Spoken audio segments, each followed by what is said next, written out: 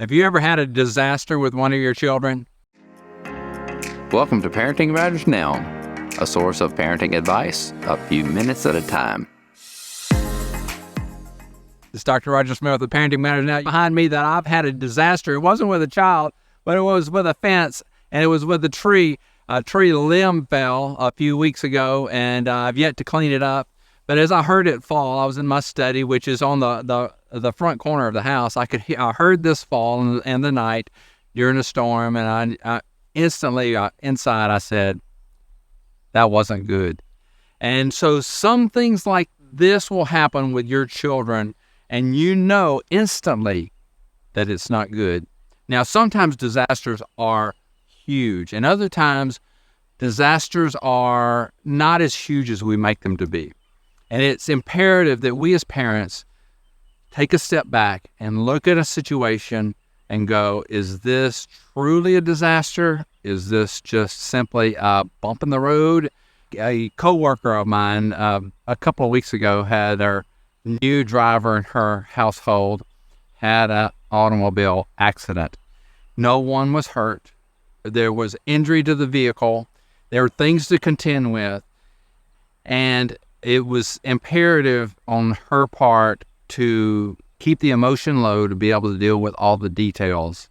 And then also to take the disaster and let it be an opportunity for growth and learning in her teenage daughter. And so that is a scenario where we can see something that's happened that's bad. We're disappointed. We've lost money. We've been inconvenienced. There's difficulty. But can we keep those things in perspective to where we can then help our child navigate through those situations that for them may be a first time encounter with a situation, or a great disappointment, or a life-changing situation for them. Maybe they actually did have a permanent injury. I had one of my sons lose the tip of one of his fingers on his ring finger in an accident. So, and then some of you may have had a child that had a fatal accident or a life-altering accident, paralysis, loss of limb, or any number of things. And we as parents are there to help our children navigate through those disasters of their life.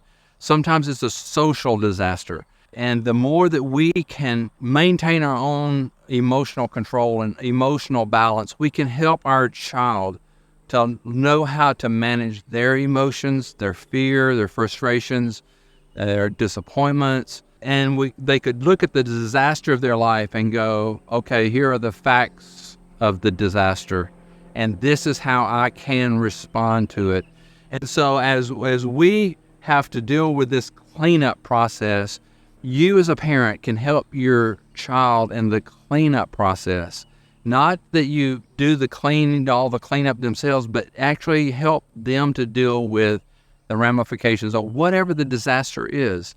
So naturally begins whenever they're small, helping a toddler that is, quote, throwing a fit over something that didn't go right. They didn't get the toy, they burned their finger, or someone stepped on their toe, or any number of disasters.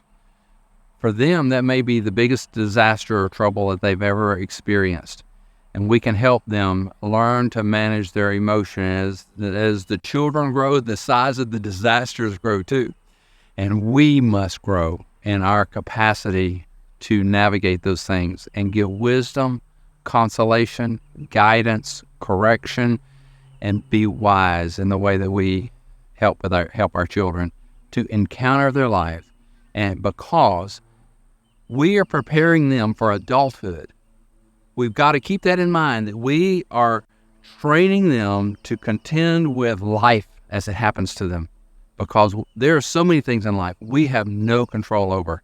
We have to be able to manage those things in our life, and to do it successfully, and to do it cheerfully, or at least peacefully.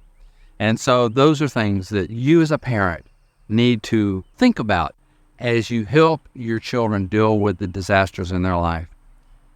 Sometimes you do the cleanup, But where they can, let them clean it up. Let them repair the damage.